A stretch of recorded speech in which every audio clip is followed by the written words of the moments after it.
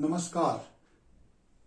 पिछली वीडियो में हमने बात की थी जन्मपत्री की बेसिक ज़रूरतों के बारे में कि क्या क्या चीज़ें होती हैं जिनसे ज्योतिष किया जा सकता है।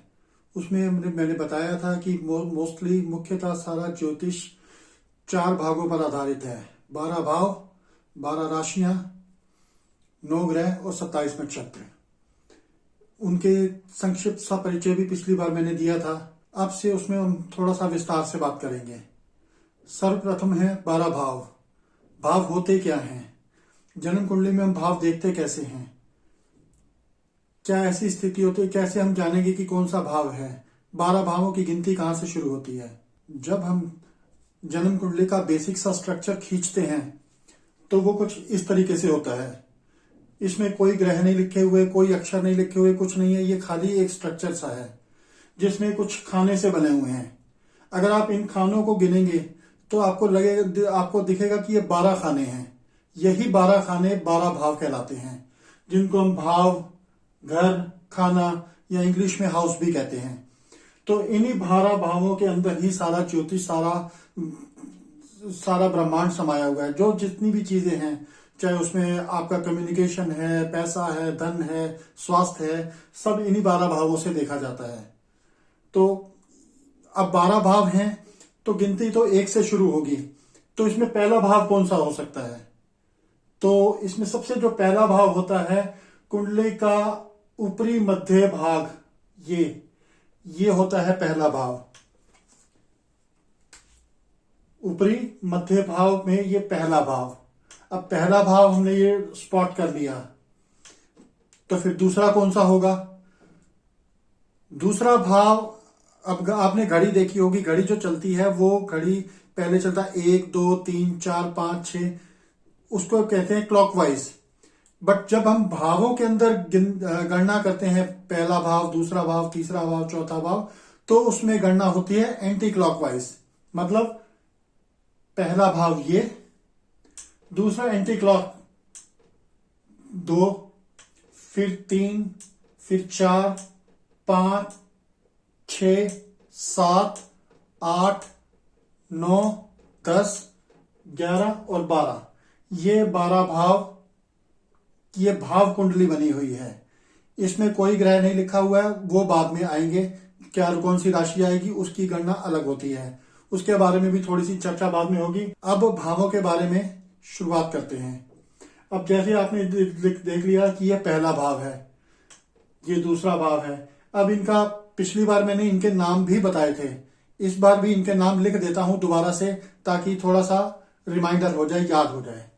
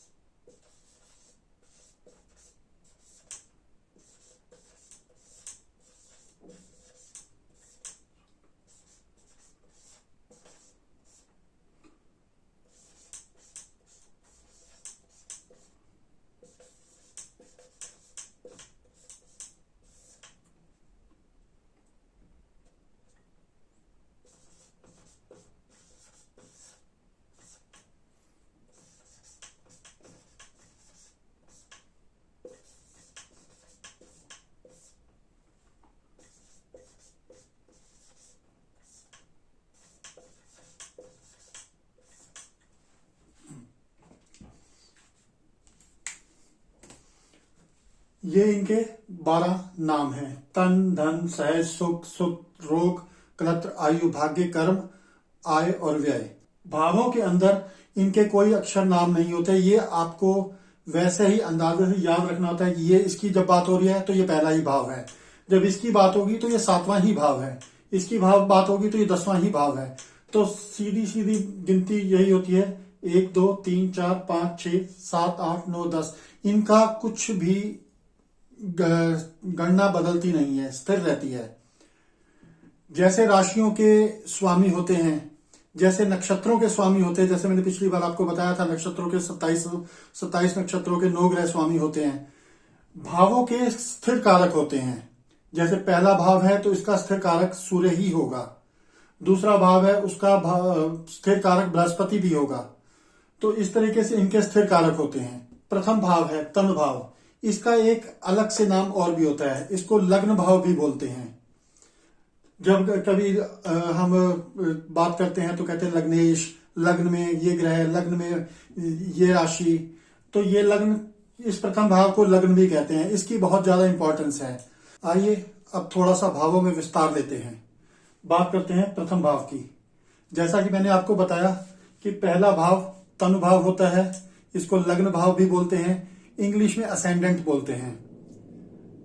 इस नाम से जैसे जाहिर हो रहा है कि तन, इससे हमारे शरीर के बारे में जाना जाता है। हमारा शरीर एज अ होल, पूरा कंप्लीट शरीर, उसकी आकृति, उसका रंग, उसका रूप, उसका सुख, उसका दुख, उसमें कैसा व्याधि आ सकती है, कोई बीमारी आ सकती है, उसमें इस प्रथम भाव को देखना जरूरी होता है।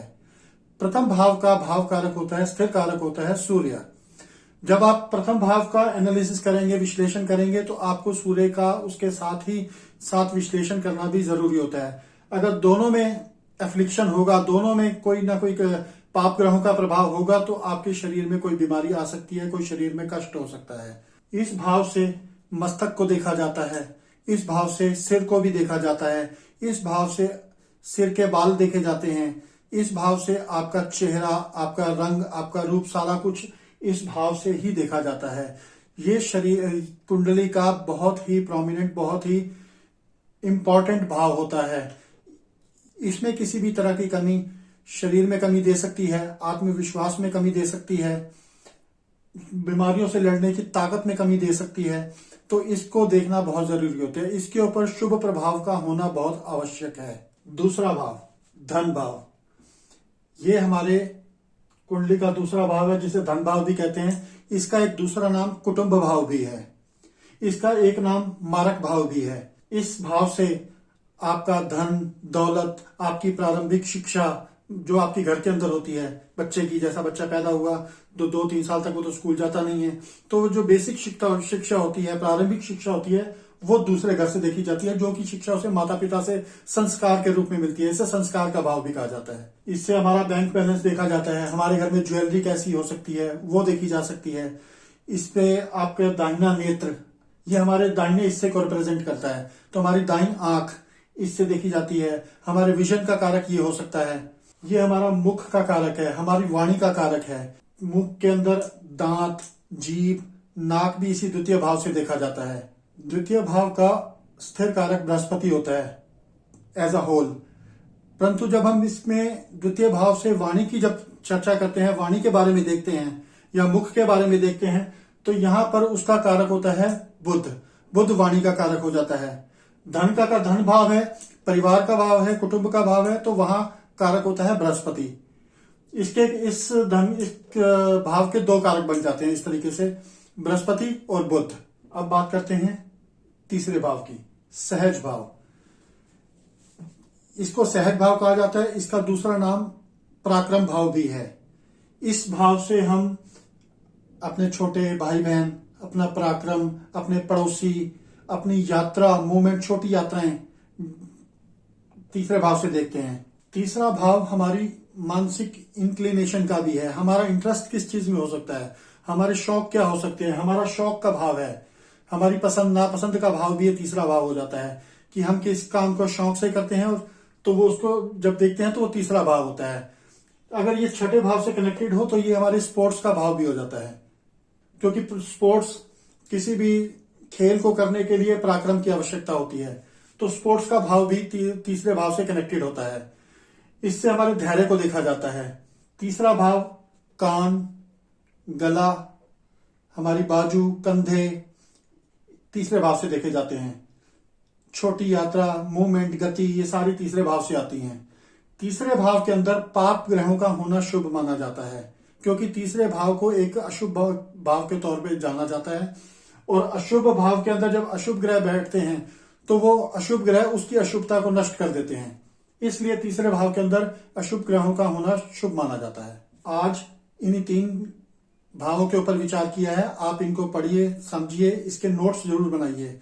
क्योंकि बिना नोट्स बनाए ज्योतिष नहीं हो सकता। जैसे जैसे आप नोट बनाएंगे, आपको कभी भी रेफरेंस की आवश्यकता होगी तो आप वो नोट्स पढ़ सकते हैं, तो उसको देख के समझ सकते हैं। और इस वीडियो को तो आप जितनी बार मर्जी देखिए, आपको समझ आता ही रहेगा कुछ ना कुछ। तो आज के लिए बस इतना ही, बाकी अगली वीडियो में।